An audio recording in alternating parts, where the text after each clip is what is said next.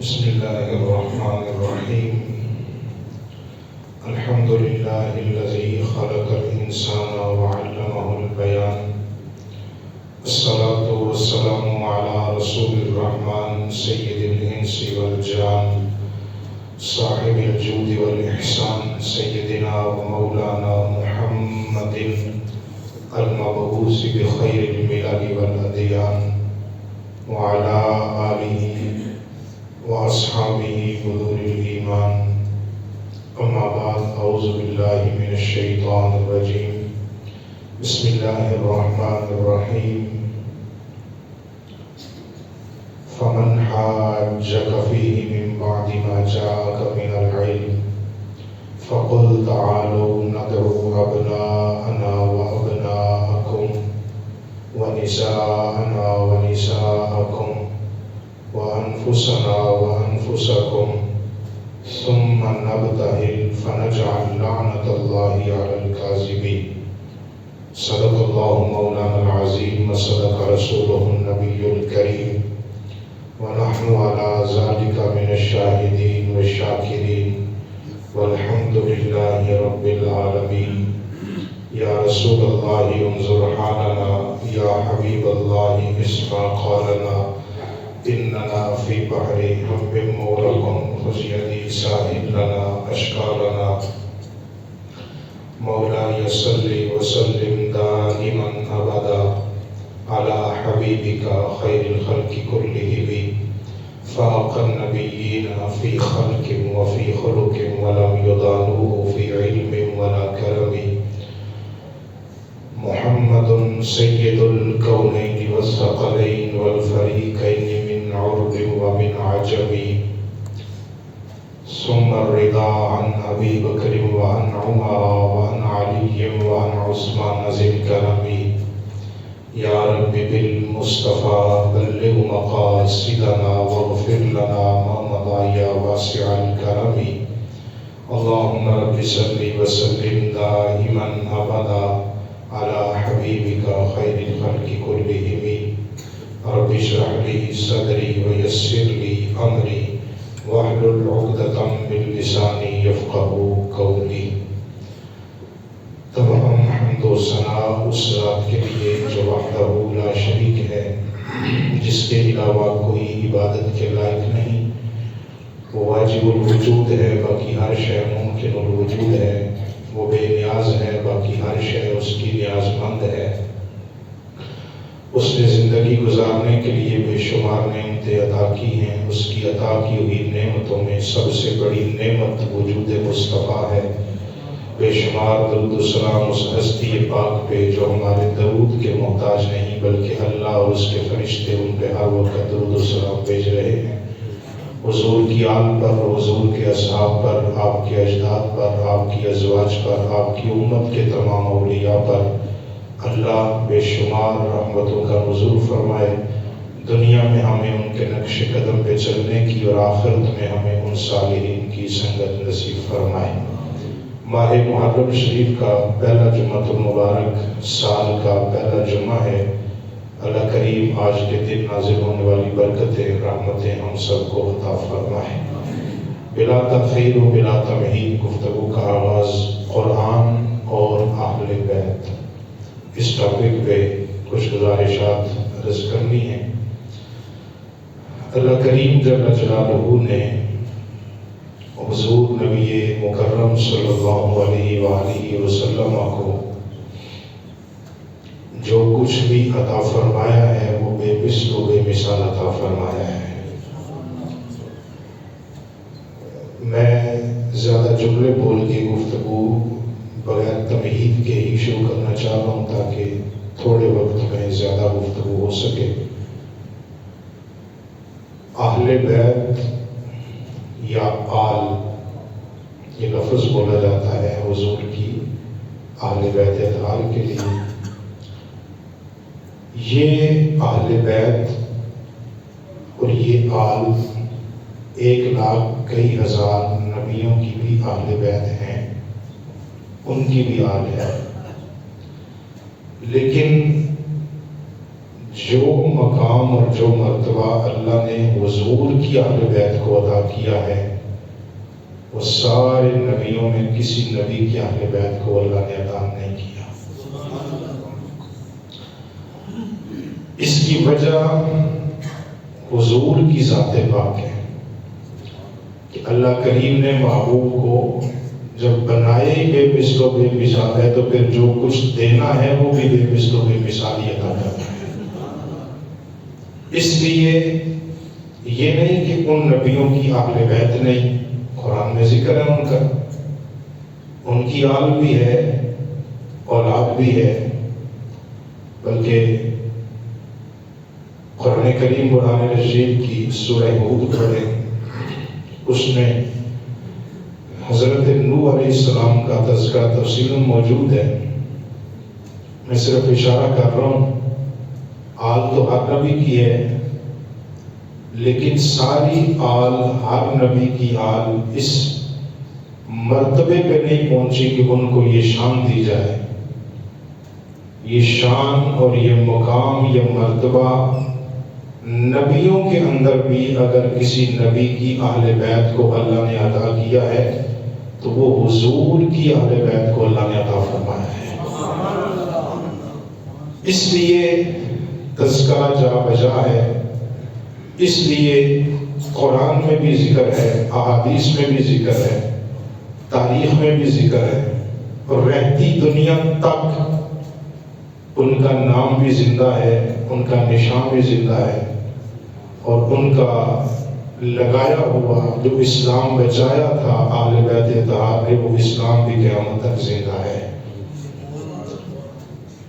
قرآن کریم جو حضور کی اہل بیت کی عظمت کو بیان کرتا ہے، اس میں اکثر آپ نے علماء سے آیت تطہیر سن رکھی ہے، انما یرید اللہ لیذھب عنکم الرجس اہل البیت ویطہرکم تطہیرا۔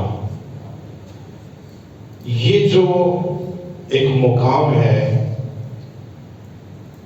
کہ اہل بیت نبی کی ہیں، اللہ نے ان سے ہر قسم کی نجاست کو دور رکھا ہوا ہے،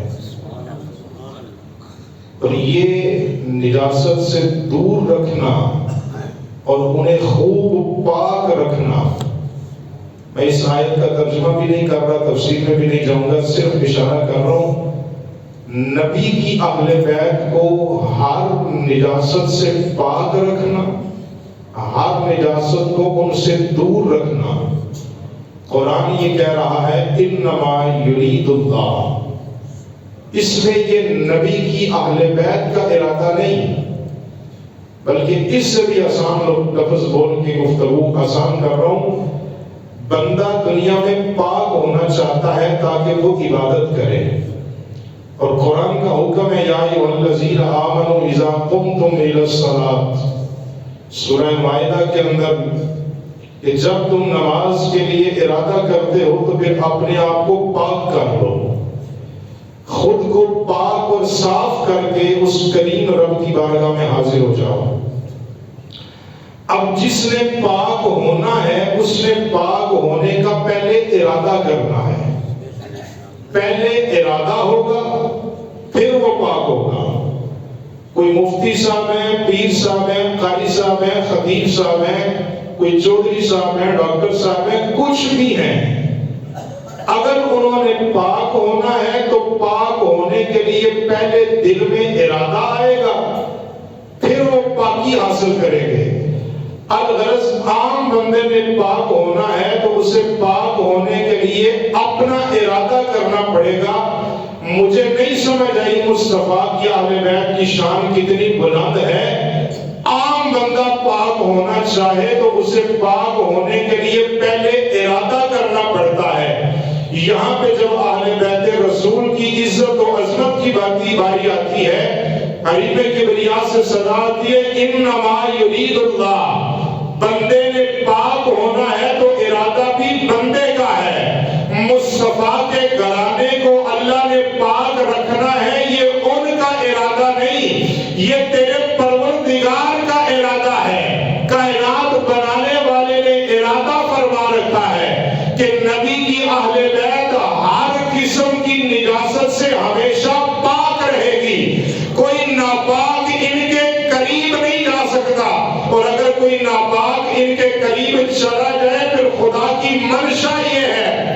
اگر اسے ناپاک نہیں رہنے دیتا حضرت حور کا مقام عطا فرما دیتا. سبحان اللہ. تو یہ ارادہ بندے کا نہیں، یہ ارادہ خدا کا ہے کہ نبی کی اہل بیت سے ہر قسم کی نجاست کو دور رکھا جائے گا. آج یہ سوال کیا جاتا ہے قرآن اور اہل بیت، ٹاپک ذہن میں رکھیے گا.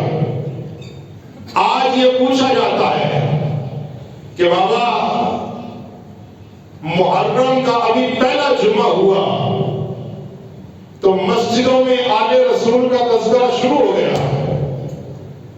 محرم کی پہلی تاریخ آئی تو اہل بیت رسول کو ممبروں پہ سلام محبت پیش کیے جانے لگے. تم 10 محرم کا انتظار نہیں کر سکتے تھے کہ 10 محرم کا دن آئے، تم ان کا تذکرہ کرو، ان کو سلام کرو، ان کے نام کا لنگر پکاؤ اور ایک دن میں یہ معاملہ ختم کر دو. میں نے کہا جانے جگر یہ معاملہ ایک دن کا ہے نہیں، یہ تیری سوچ ہے کہ ان کا ذکر صرف یکم محرم سے 10 محرم تک ہی کیا جائے گا. اللہ کی منشا اور رضا یہ ہے، تو کہتا ہے کہ سال کے بعد صرف 10 دن ہی ذکر ہوگا. اللہ کی رضا یہ ہے کہ مسلمان کی ہر نماز کی اتحیات میں جب تک مصطفیٰ پہ اور مصطفیٰ کی آل پہ درود نہیں پڑے گا اللہ تیری نماز کو بھی اپنی بارگاہ میں قبول نہیں فرمائے گا. سبحان اللہ.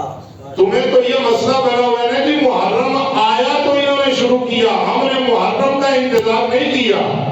ہم نے پورا سال یہ پڑھا ہے اللہم صلی علی محمد وعلا، اچھا اللہم صلی علی محمد وعلا، اللہم صلی علی محمد وعلا. اچھا میں آپ سے ایک بات پوچھتا ہوں، آپ نماز پڑھتے ہیں خدا کی، عبادت ہے اللہ کی، کبھی آپ نے اس بات پہ غور کیا ہے کہ اس عبادت خدا میں اور آپ اپنے بچوں کا ذکر کرتے ہیں؟ آپ نے کبھی غور کیا اس بات پہ کہ عبادت خدا کی ہے، میں اور آپ سارے نمازی اس اللہ کی عبادت میں ذکر اپنے بچوں کا کرتے ہیں. آپ کہیں گے مولانا یہ کیسے؟ پڑھیں رب اجعلنی مقیم الصلاۃ ومن، یہ ذریتی کیا ہے؟ اولاد کس کی ہے؟ بندے کی اپنی. اب مسئلہ پوچھو علماء سے، اگر میں نے نماز ساری پڑھ لی ہے، قیام بھی کر لیا، رکوع بھی کر لیا، سجدہ بھی کر لیا، اب اتحیات میں بیٹھا، اتحیات پڑھنے کے بعد درود شریف بھی پڑھ لیا، اب اگر میں دعا نہ پڑھوں کیا میری نماز ہو جائے گی؟ جواب آئے گا نماز پوری کرنی ہے، رب اجعلنی دعا پڑھو، یوم یقوم الحساب تک جاؤ، پھر سلام پھیرو. مولانا کیوں؟ کہتے ہیں ابھی تم نے دعا نہیں مانگی. مولانا یہ دعا کس کے لیے ہے؟ کہتے ہیں اپنے لیے بھی ہے، تیرے بچوں کے لیے بھی ہے، تیرے والدین کے لیے بھی ہے، سارے ایمان والوں کے لیے بھی ہے. میں پوچھنا یہ چاہتا ہوں، تیرے بچوں کا ذکر کیے بغیر تیری نماز مکمل نہیں ہوتی، تیرے بچوں کا ذکر کیے بغیر تیری نماز مکمل نہیں ہوتی. پھر سوچ کے بتا مصطفیٰ کے بچوں کا ذکر کیے بغیر تیرا ایمان کیسے مکمل ہو سکتا ہے؟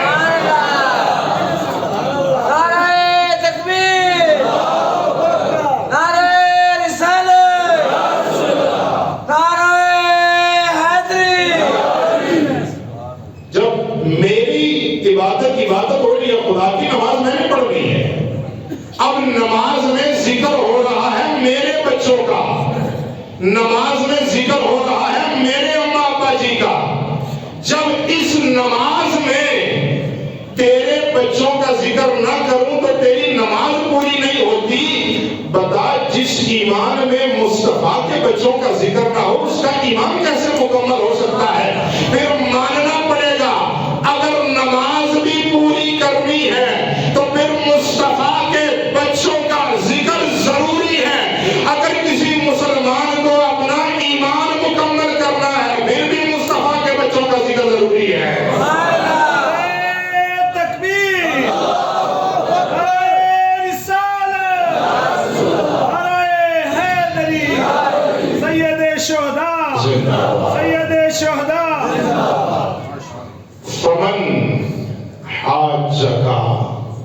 سورہ آل عمران پڑھنے لگا ہوں، تیسرا پارہ ہے، ترجمہ سنیے گا، بلکہ تھوڑا سا اس کا پس منظر عرض کروں گا تو آسانی رہے گی۔ قرآن اور اہل بیت، نجران کے عیسائیوں کا عقیدہ یہ تھا کہ حضرت عیسیٰ علیہ السلام اللہ کے بیٹے ہیں، معاذ اللہ نے اگلے کفر کو فرما باشد۔ قرآن میں سورہ توبہ میں اس کا تفصیل ذکر ہے۔ حضرت عیسیٰ علیہ السلام نے بذات خود انہیں منع فرمایا، اور اس کا ذکر سورہ مائدہ کے آخر میں ہے۔ انہیں منع کیا کہ میں اللہ کا بیٹا نہیں ہوں، بلکہ میری شان یہ ہے انی عبد اللہ، انی عبد اللہ، میں اللہ کا بندہ ہوں۔ آتانی الکتاب وجعلنی نبیا، اللہ نے مجھے کتاب بھی دی ہے، نبوت بھی عطا کی ہے۔ حضرت عیسیٰ علیہ السلام نے بذات خود انہیں منع کیا کہ تم یہ اپنا عقیدہ درست رکھو، اللہ کی توحید بہت ضروری ہے۔ اور یہ بات یاد رکھیں، آیت کا ترجمہ سنانے سے پہلے یہ بات بھی عرض کرنا چاہ رہا ہوں کہ مسلمان کے لیے سب سے ضروری جو عقیدہ ہے وہ عقیدہ توحید ہے۔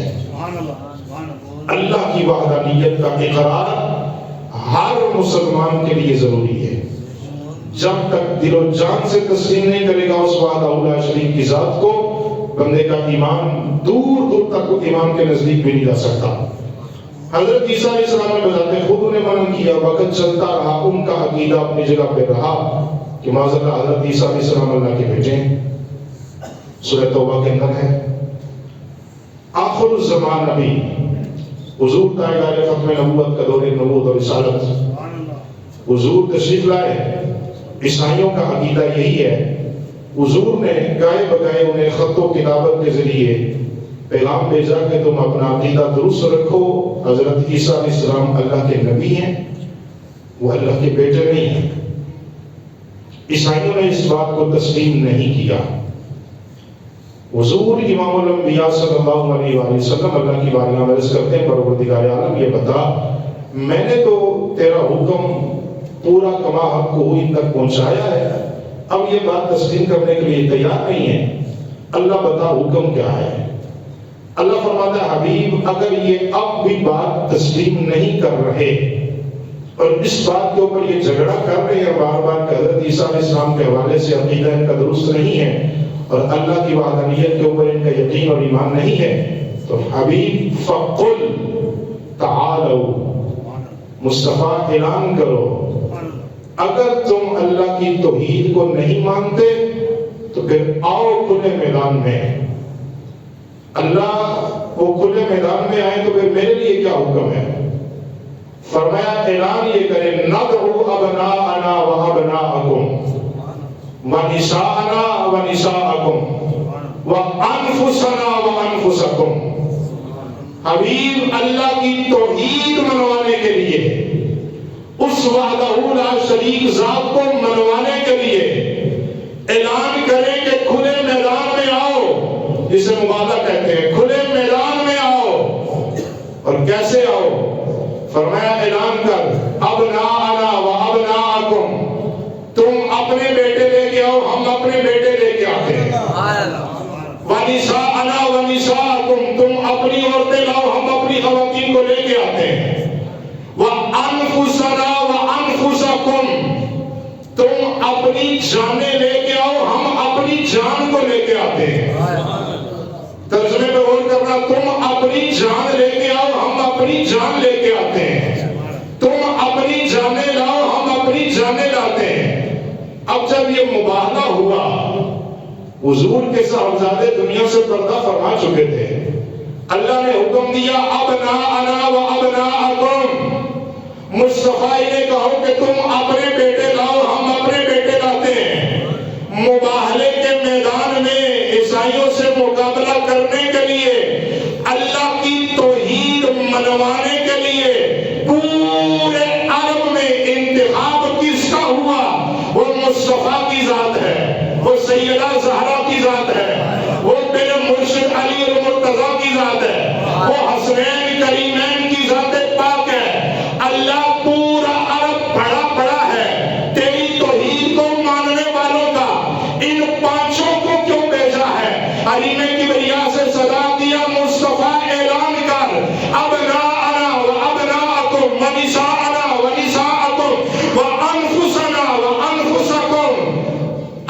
کی توحید منوانے کے لیے جس نے پنج تن پاک کے ذریعے اللہ کی توحید کو مانا ہے، پہلے وہ ان کی شان کو مانے، پھر اللہ کی توحید کو مانے، سمجھ لو اللہ نے اسے مکمل ایمان عطا فرما رکھا ہے۔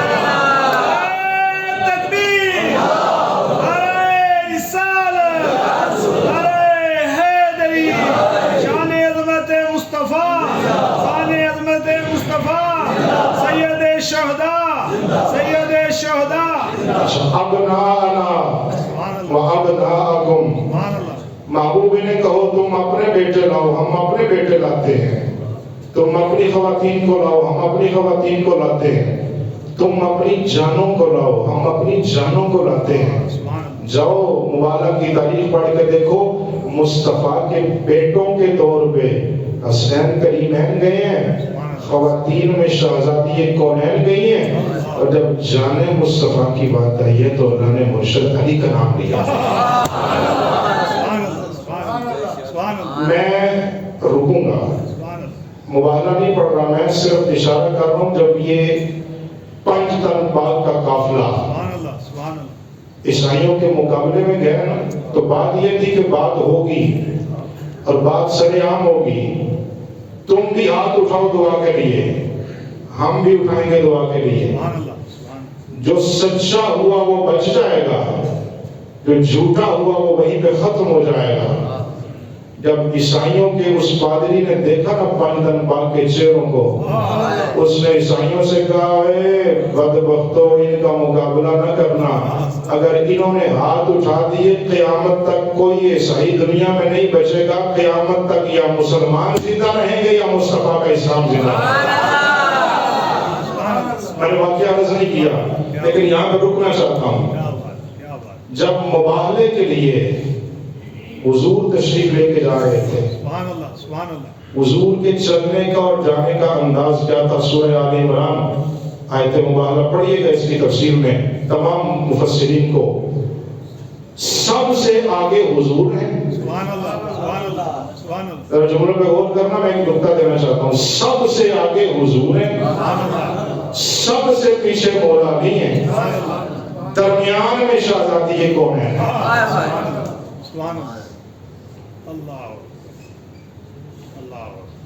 سب سے آگے حضور ہیں، سب سے پیچھے مولا علی ہیں، درمیان میں شہزادی کونین ہے۔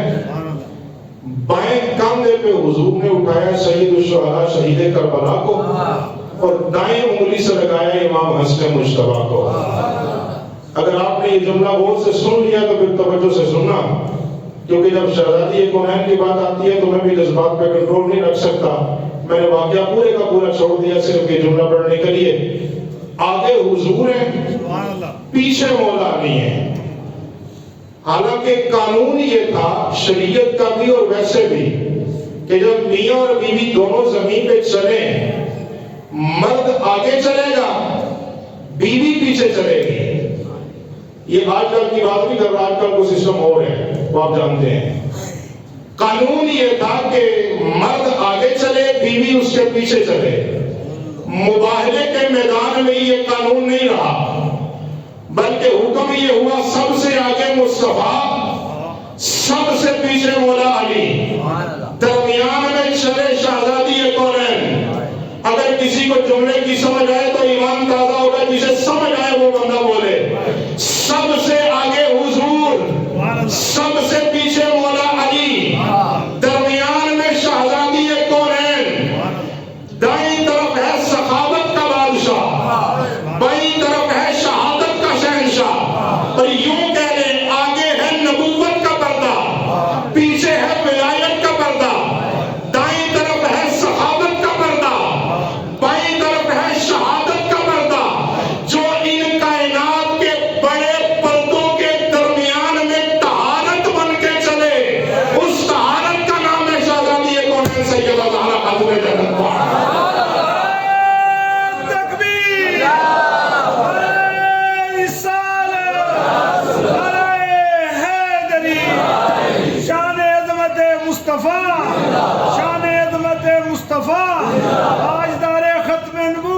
تاجدار ختم نبوت، سید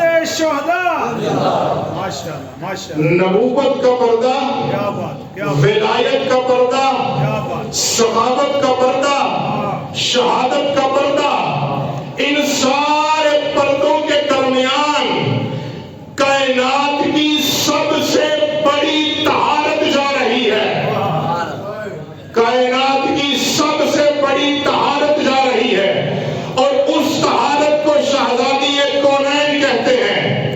بلکہ اسی پہ ایک عطائی جملہ سبحان اللہ جو ابھی ابھی ذہن میں آ رہا ہے، شہزادی کونین درمیان میں ہے، آگے حضور کی ذات ہے، پیچھے مولا علی کی ذات ہے۔ مبالغہ کی تعریف دیکھیے گا ضرور ایک دفعہ، جہاں پہ حضور قدم رکھتے ہیں، سبحان اللہ حضور کے قدم کے اوپر، نشان قدم کے اوپر شہزادی کونین قدم رکھتی ہیں۔ میں گفتگو چھوڑنے لگا ہوں۔ حضور جہاں پہ قدم رکھتے ہیں، کیا بات حضور جہاں پہ قدم رکھتے ہیں، کرم کا مخزن، سخاوت کا مرکز، عطا سراپا، جناب زہرا، نبی کی سیرت، نبی کی صورت، نبی کا نقشہ جناب زہرا، جہاں حضور قدم رکھتے ہیں، نشان قدم کے اوپر شہزادی کونین قدم رکھتی ہیں، اور جہاں پہ شہزادی کونین قدم رکھتی ہیں، عین اسی نشان کے اوپر مولا علی قدم رکھ رہے ہیں۔ کبھی اس نقطے کو سمجھے نا، آپ کو مزہ آئے گا۔ حضور کا قدم اوپر، پہلے حضور کے قدم کے اوپر شہزادی کونین کا قدم ہوا ہے، شہزادی کونین کے قدم کے اوپر مولا علی کا قدم۔ اللہ ماجرا کیا ہے، بتانا کیا چاہتا ہے؟ فرمایا صرف اپنی توحید منوانا مقصود نہیں تھا، زہرا کا پردہ بتانا بھی مقصود تھا، تاکہ کائنات کو سمجھ آئے نبی کے قدم کے اوپر شہزادی کونین کا قدم، شہزادی کونین کے قدم کے اوپر مولا علی کا قدم، تاکہ درمیان میں زہرا کا قدم کسی کو نظر ہی نہ آئے۔ اگر زمین دیکھے تو مصطفیٰ کا قدم نظر آئے، آسمان دیکھے تو علی مرتضیٰ کا قدم نظر آئے۔ کیا بات کیا بات کیا بات فرمایا صرف توحید منوانا مقصود نہیں تھا، کیا بات کیا بات نبی کی شہزادی کا پردہ دکھانا بھی مقصود تھا۔ کیا بات آسمان دیکھے تو مصطفیٰ کا قدم نظر آئے، زمین دیکھے تو مصطفیٰ کا قدم نظر آئے، آسمان دیکھے تو مرتضیٰ کا قدم نظر سبحان آئے۔ اللہ سبحان اللہ جو اللہ یہ نہیں نہ چاہتا کہ نبی کی بیٹی کا نقش قدم بھی کوئی دیکھے۔ اب مجھے نہیں پتا اللہ نے پھر اس گھرانے کو کتنی پاکیاں عطا فرما رکھی ہیں۔ وآخر دعوانا